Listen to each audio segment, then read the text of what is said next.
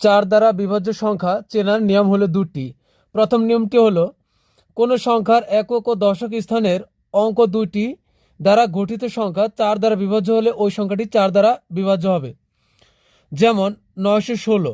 এখানে খেয়াল করেন আমার শেষে দুইটা অঙ্ক আছে 1 আর 6, যা হয় 16। এই 16কে কিন্তু চার দ্বারা ভাগ করা যায়, তাই এ পুরো সংখ্যাটি 916, এটা চার দ্বারা বিভাজ্য। আবার 824-এর শেষের দুইটি অঙ্ক নিয়ে গঠিত সংখ্যা 2 আর 4 নিয়ে গঠিত সংখ্যা হলো 24।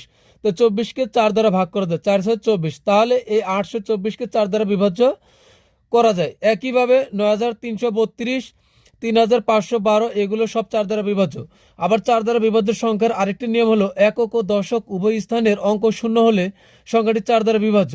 যেমন ধরুন 100, এর শেষের দুটি অঙ্ক শূন্য, তাই এই সংখ্যাটি চার দ্বারা বিভাজ্য।